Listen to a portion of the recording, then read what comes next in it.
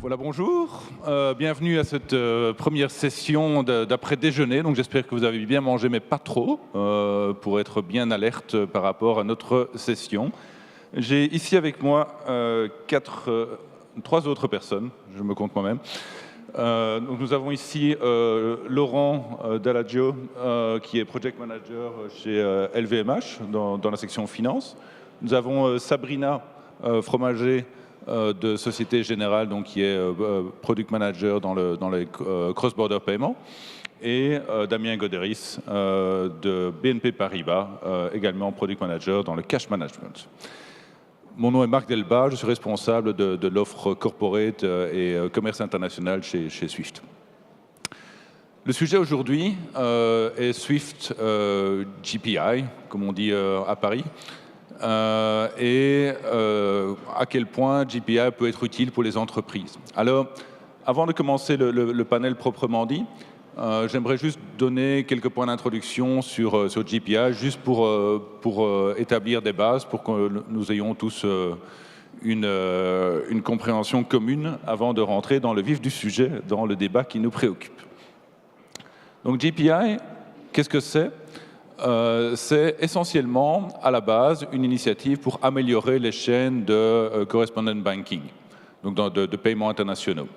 Donc ça commence par un SLA, donc un Service Level Agreement, donc une série d'accords entre banques pour augmenter le niveau de service entre elles. D'accord ?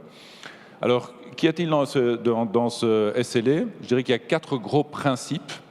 Et vous allez voir tout de suite à quel point c'est important pour le monde des entreprises. Le premier principe est d'accélérer les paiements internationaux en rajoutant donc dans le cahier de charges entre banques l'utilisation des fonds le même jour. Donc si on reçoit les fonds avant la date de clôture d'un jour, on va transférer les fonds à l'acteur suivant dans la chaîne le même jour. Premier point très important qui va accélérer les paiements internationaux.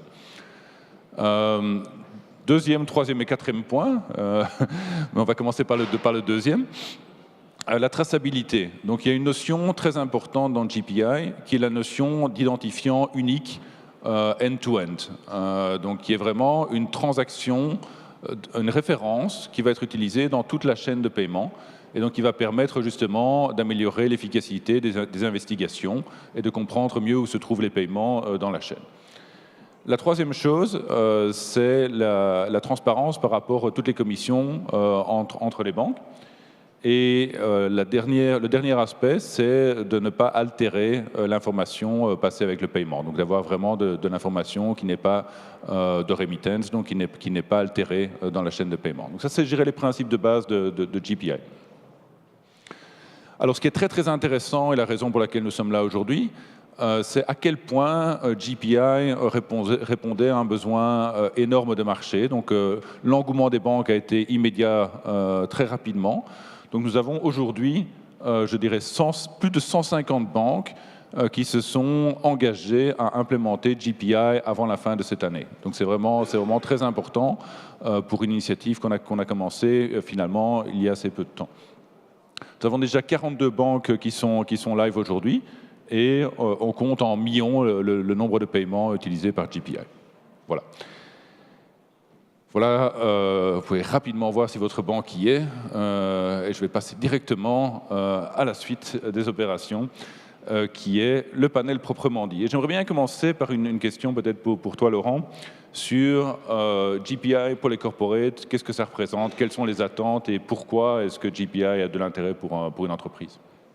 Alors nous, en tant que corporate, donc chez LVMH, la façon dont on voit GPI, c'est un petit peu le FedEx du paiement, c'est-à-dire le tracker du paiement. Aujourd'hui, si vous faites un paiement, alors je vais prendre au hasard vers la Chine, le Mexique, le Brésil, des pays un petit peu sympathiques, déjà vous croisez les doigts pour que votre paiement arrive chez votre fournisseur. Quand vous faites le paiement, vous n'êtes même pas sûr que ça va arriver. Ensuite, si ça arrive, vous envoyez 100, vous avez de fortes chances que ce soit 90 qui arrivent sur le compte de votre bénéficiaire. Et vous ne savez pas qui a pris les 10 au milieu. Vous ne savez pas non plus pourquoi dans certains cas ça va mettre 2 jours, pourquoi dans certains cas ça va mettre 5 jours. L'avantage de GPI et la grosse valeur ajoutée de GPI, c'est justement de donner de la visibilité sur cette chaîne de paiement. Quelles sont les banques intermédiaires qui interviennent sur mon traitement du paiement? Quels sont les frais qui sont pris par chacun des intermédiaires? Quel est le temps qui est pris par chacun des intermédiaires?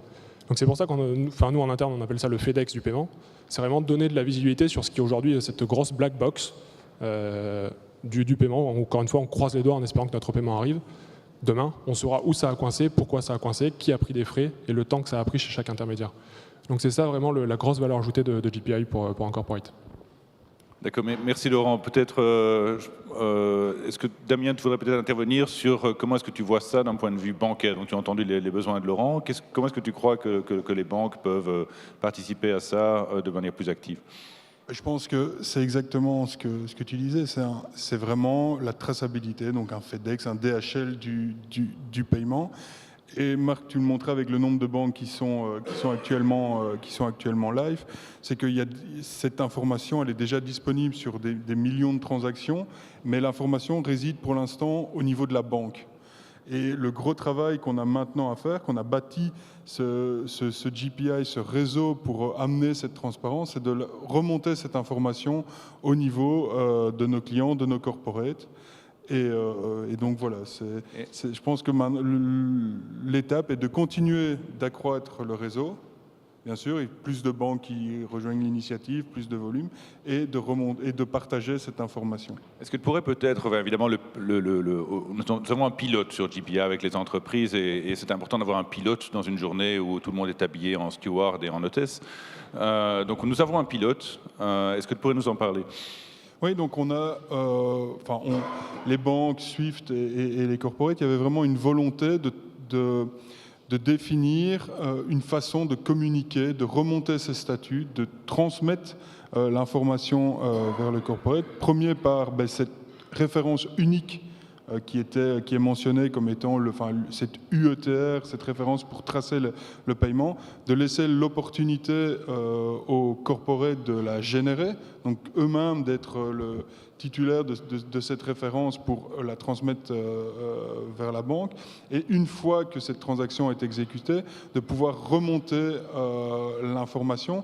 Et le mot-clé ici, comme on l'a fait avec, c'est d'avoir des standards, de le faire de façon standardisée, de se mettre d'accord sur quelle est l'information que vous avez besoin et de laisser la porte ouverte à transmettre l'ensemble de l'information. Donc, ce qui est échangé au niveau interbancaire sur l'exécution de cette transaction au niveau GPI, d'être en capacité de remonter cette information au niveau du corporate. D'accord. Sabrina, pourrait expliquer un petit peu le type d'interaction qui se passe justement entre les banques et les entreprises pour bâtir ce futur ensemble. Oui, tout à fait. C'est-à-dire qu'en fait, dans le projet GPI, ce qui est intéressant, GPI for Corporate, c'est qu'en fait, on co-construit un peu la manière dont on va organiser le suivi des paiements internationaux avec les corporates. C'est-à-dire qu'on n'est plus entre banques à juste essayer entre nous d'harmoniser nos spécifications de l'aspect technique. On est vraiment à l'étude du besoin. Les corporates sont là dans les groupes de travaux, dans les calls, pour se mettre d'accord sur comment on va travailler, quel est vraiment leur besoin, est-ce qu'ils ont besoin de restitution de statuts, est-ce que tous les statuts sont nécessaires, est-ce que les frais sont utiles, évidemment que oui. Mais voilà, donc l'important de les avoir au sein des groupes, c'est qu'on co-construit ensemble le GPI pour les corporates et pour les banques. Mais très concrètement, peut-être pour le bénéfice du public ici, donc nous avons GPI qui est live aujourd'hui, donc avec les banques. Nous avons ce pilote corporate. Donc qu'est-ce que le pilote corporate essaie d'accomplir qui n'est pas déjà là dans la solution live GPI ? Alors, dans le cadre du pilote, en fait, ce qui est très intéressant, donc comme le disait Damien, c'est une référence de bout en bout que le client le génère lui-même. Ça lui donne une certaine autonomie aussi sur ses flux internationaux en termes de traçabilité. S'il génère lui-même cette UETR, il est capable de l'avoir en temps réel, donc il peut la mettre à disposition de son fournisseur pour lui dire voilà, le paiement a été exécuté, vous allez l'avoir avec cette UETR. Donc en termes de traçabilité et d'autonomie, c'est un plus. Après, ce qui est important, c'est aussi... moi, j'ai fait beaucoup de support client, justement, sur les flux internationaux. Et je sais quel était l'enjeu aussi bien pour les banques à restituer les informations en temps réel aux clients, mais les besoins des corporates. Parce que si le back-office de la banque met beaucoup de temps à récupérer les informations, parce que évidemment, l'information avant GPI pour avoir un statut, c'était des messages MT199 ou autres, enfin, c'était assez manuel. Aujourd'hui, on n'est plus dans ce mode archaïque de tracking, on est sur un mode moderne où on peut aller consulter en temps réel le flux du client et lui donner l'information en temps réel. Donc c'est vraiment une grande révolution sur les virements internationaux et je pense que ça répond à deux besoins, celui de la banque, d'avoir les informations en temps réel et un gain de temps pour les back-office entre autres, et pour les clients qui lui-même du coup, ayant l'information très rapidement, peut optimiser la gestion de ses flux pour en générer d'autres par exemple. D'accord, d'accord. Et Damien, peut-être encore quelques mots sur les livrables. Qu'est-ce qu'on a déjà accompli dans le pilote? Où est-ce qu'on en est? Où est-ce qu'on en est Donc je pense qu'on est déjà arrivé à un accord sur le besoin pour le corporate de pouvoir émettre cette UETR. Je pense que déjà ça, c'était pas d'office acquis. Au début, c'était plutôt à un niveau entre banques, donc là on ouvre la porte pour le corporate. On s'est mis d'accord sur le format pour les MT 101 et les messages PEN, donc on a déjà évolué là-dessus, et aussi sur restituer cette information. Et on ne parle pas ici de restituer à travers un e-banking, mais bien d'avoir un système qui permet d'alimenter les systèmes, les ERP de nos corporates avec la traçabilité et ça de façon harmonisée à travers les différentes banques avec lesquelles le corporate peut être à même à travailler. Et on a en plus, je pense qu'un grand changement quand même dans le monde bancaire, c'est qu'on vient sur des échéances courtes. Donc on a fait ces règles, on s'est mis d'accord en impliquant même des organismes comme CGI pour avoir la validation dans des timings, dans du temps quand même vraiment restreint. Et on est sur ce proof of concept qui est sur cette année, sur quelques mois, vraiment. Donc on est vraiment dans un changement de façon de travailler. C'est très, très, très impressionnant. Donc, tu as mentionné donc, l'initiation de la référence commune, donc le UETR. UETR, c'est la Universal End-to-End Reference. Donc ça, c'est vraiment un point très important. Le point d'avoir des statuts qui soient communs à l'entièreté du monde bancaire, qui puissent être restitués aux entreprises de manière unifiée. Donc ça, c'est très, très important également. Et ce qui est très très impressionnant, je trouve, dans l'évolution du pilote, c'est à quel point justement les efforts de standardisation ont pu être effectués rapidement. Donc c'est vrai que, quand on connaît un petit peu les processus de standardisation, ça peut prendre un petit peu de temps. Et là, c'est vrai que ça va très très vite, donc c'est très impressionnant. Peut-être Laurent, est-ce que tu voudrais pas commenter sur l'aspect plus entreprise, justement par rapport à l'implication dans le pilote, qu'est-ce que tu y vois, pourquoi est-ce que c'est important pour un corporate d'en faire partie? Alors déjà, pour revenir sur le propos précédent, je confirme que le timing était effectivement serré, parce qu'en tout cas les corporates ont été impliqués à partir de le kick-off était fin novembre, si je ne dis pas de bêtises, un rythme d'à peu près une réunion en WebEx par semaine depuis fin novembre, donc les corporates sont clairement très impliqués sur le sujet et le timing est vraiment serré. Effectivement, c'est important d'impliquer les corporates, puisque finalement le besoin final, le résultat, ça va être pour les corporates. L'objectif, c'est de donner de la visibilité aux corporates sur la traçabilité du paiement, sur les frais qui sont pris par les banques intermédiaires, sur les taux de change qui sont appliqués par les banques et sur le timing, sur le temps pris par chaque banque intermédiaire. Donc finalement, c'est important d'impliquer les corporates parce que le besoin final est pour nous. C'était important d'impliquer les corporates aussi, puisque comme tout le monde le disait, cette fameuse UETR, cette fameuse référence, elle va être générée par le corporate.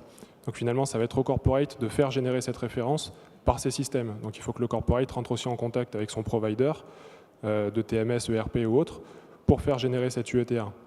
Il fallait aussi que le corporate puisse donner son avis sur les spécifications, que ce soit en termes de MT199 ou de PAIN 002, donc les fichiers XML qui nous sont envoyés par les banques en tant que status feedback. C'est important qu'on standardise aussi un certain nombre de codes statuts qui vont nous être envoyés par les banques. Donc voilà, c'est toutes ces choses-là pour lesquelles, encore une fois, c'est le corporate qui sera le client final. Donc c'est clairement très important d'impliquer les corporates pour qu'on puisse donner notre avis et finalement qu'on ne subisse pas GPI. Je pense qu'il y a un point, c'est très intéressant, il y a un point qui peut-être vaut la peine d'être mentionné. Donc quand tu parles du corporate qui va devoir faire ce travail de rajouter la référence, etc., il faut bien souligner que c'est quand même quelque chose d'optionnel. Qu'on est quand même dans une logique que le travail qui va être fait par des entreprises pour pouvoir générer la référence va être pour les entreprises qui veulent pouvoir bénéficier de l'initiation de cette référence. Donc on peut rester dans une logique simple de on ne fait rien, on envoie juste des paiements à sa banque et la banque va utiliser toutes les chaînes de paiement interbancaires GPI. Le niveau de service par défaut va augmenter de par ce fait. Mais je pense que ce qui est intéressant dans ce que tu présentes, c'est cette démarche plus active de se dire jusqu'où est-ce qu'on peut pousser les avantages d'une plateforme comme GPI d'un point de vue entreprise. J'aimerais bien maintenant avoir une petite discussion. Donc, on a parlé de différents aspects donc, du pilote par rapport à ce qu'on a accompli. Comment est-ce que vous voyez la suite des événements justement dans la collaboration banque et entreprise? Bon, je veux dire, voilà, il y en a un micro pour 3, je peux vous passer le mien aussi, mais... Déjà, juste en tant que corporate, pour nous, les prochaines étapes, maintenant que les spécifications sont validées, qu'on est d'accord sur les codes, ces fameux codes statuts qui vont nous être renvoyés, j'ai envie de dire, il n'y a plus qu'un. Donc, il y a encore pas mal de boulot, je pense, côté banque, et je vais laisser parler la BNP et Société Générale. Il y a également du travail aussi côté provider pour les entités qui veulent faire générer cette fameuse UETR par leur provider. Et puis ensuite, il n'y a plus qu'à tester, à faire des pilotes et puis vendre ça à chacune de nos filiales. Mais je pense qu'on n'aura pas trop de mal à vendre un tel projet qui donne de la visibilité sur tous nos paiements internationaux. Alors moi, ce que je pourrais dire sur le GPI for Corporate, déjà, c'est évidemment de tenir les jalons qui sont imposés dans le cadre du pilote, parce que là, on voit les échéances. Donc là, on a une grosse phase qui va démarrer fin mars sur le kick-off de la phase 1. Donc là, on va vraiment rentrer dans le vif du sujet en termes de testing et d'implémentation. Donc pareil, on va beaucoup se parler avec les corporate pilotes pour pouvoir avancer, tenir les jalons. Et puis après, au-delà de ça, évidemment, c'est de promouvoir en fait le GPI pour les clients, pour qu'ils comprennent bien quel est l'enjeu, ce qu'on est en mesure de leur offrir aussi en termes de traçabilité. Et puis d'embarquer d'autres pilotes, parce qu'il y aura certainement d'autres phases et d'autres aventures. Ouais, non, je pense que les messages ont déjà été passés. Je pense que ce que je rajouterais, c'est qu'il faut continuer. Je pense qu'on peut déjà se dire, même si on le fait sous forme d'un pilote, que la demande, elle est là, et on sait que ça ira plus loin que le pilote. Donc je pense qu'en en discutant avant la session, en parallèle de ce pilote avec des jalons très courts, on a déjà commencé, et je pense que Société Générale, même chose que la BNP, à l'industrialisation derrière, parce qu'ici on est en phase pilote avec quelques clients. Sabrina mentionnait de rajouter plus de pilotes, mais c'est surtout l'ouverture en fait vers l'ensemble des corporates qui est la next step, tout en continuant un travail qui, en tant qu'ambassadeur GPI en banque, de pousser d'autres banques à rejoindre l'initiative et à avoir vraiment le plus de volume possible à travers GPI. Et c'est aussi, je pense, le travail de vous, corporate, à pousser vos banques, si elles ne le sont pas encore, de rejoindre l'initiative et de profiter de cette amélioration sur les paiements internationaux. C'est vraiment un bon point. Ce qui est très important à comprendre, c'est qu'on est vraiment dans une dynamique de marché. Donc ça, c'est vraiment le point très, très important à comprendre, avec comme acteurs les banques, les entreprises et les fournisseurs de solutions. Donc on est vraiment dans cette dynamique-là. Je pense qu'on a une masse critique. Tous les indicateurs le prouvent. Il y a beaucoup d'intérêt, ça avance bien, ça avance vite. Donc je dirais le point important à reprendre chez vous, c'est faites-en partie. Donc cette dynamique de marché, vous pouvez y contribuer en parlant à vos banques, en parlant à vos fournisseurs, en parlant avec Swift qui peut aider en termes de facilitation de l'initiative. Et je crois que la clé, c'est vraiment ça, donc de pouvoir commencer à engager à la fois de manière, je dirais, passive sur la compréhension de ce que ça peut offrir, etc., et plus active sur des sujets comme le pilote, comme l'intégration avec des systèmes ERP ou d'autres, et de voir comment tout ça peut évoluer.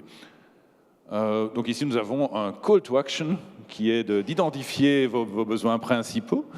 de contacter votre banque. Voilà, je pense que nos amis banquiers ici seront ravis d'être contactés et je pense que les autres banquiers dans la salle également seront ravis d'être contactés par vous par rapport à GPI. Un point qui marche quand même, qui finalement assez bien dans la création d'une dynamique de marché est d'inclure GPI dans des RFP pour justement le transformer en nouveau standard de marché. Je ne sais pas si vous avez d'autres dernières déclarations que vous voudriez faire sur la question avant qu'on ouvre le panel aux questions. Juste peut-être par curiosité, qui n'avait pas encore entendu parler de Swift GPI dans l'audience? Juste pour... Et qui en avait entendu parler mais ne savait pas ce que c'était? Un peu plus, ouais. Donc il y a encore du travail, à faire. On a un petit peu avancé aujourd'hui, j'espère. Est-ce que vous avez des questions dans le public pour l'un de nos intervenants? Oui.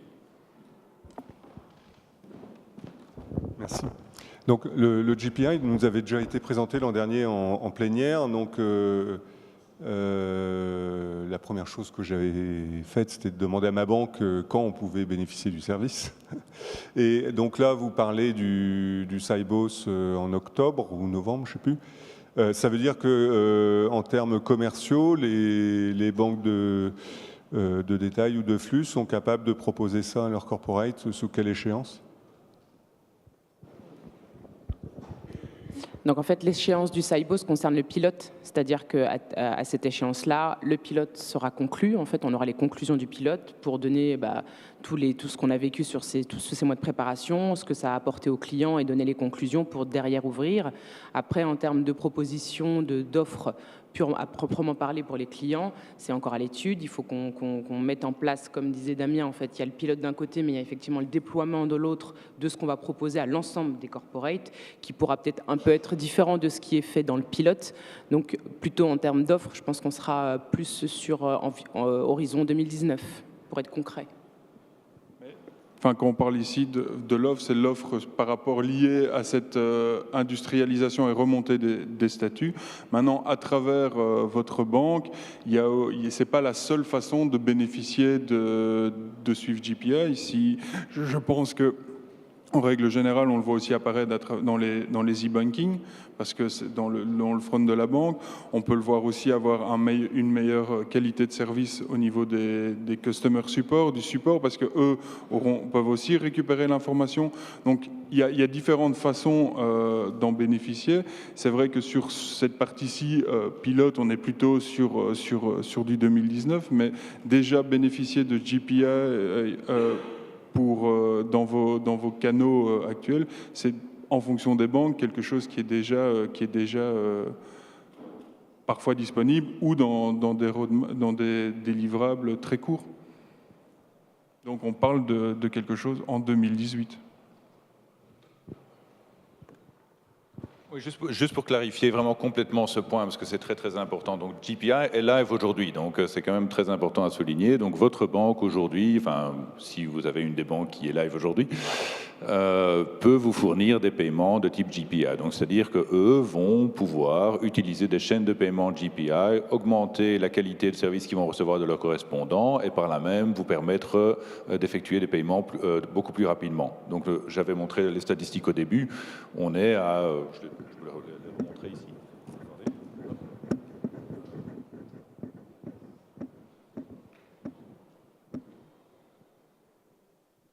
Voilà, donc nous avons ici, dans les chaînes GPI, on a 80% des paiements internationaux qui prennent moins que 24 heures. Et on a des paiements qui prennent vraiment quelques secondes. Donc ça, c'est la réalité de GPI aujourd'hui. Très important à comprendre.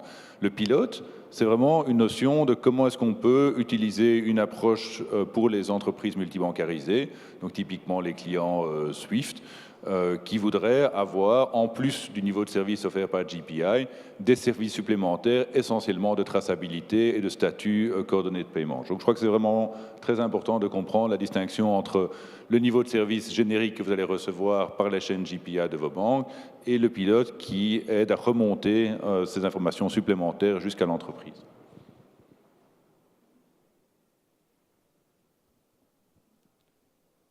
Est-ce que vous avez d'autres questions ? On a plein de réponses, hein, donc n'hésitez pas à poser vos questions.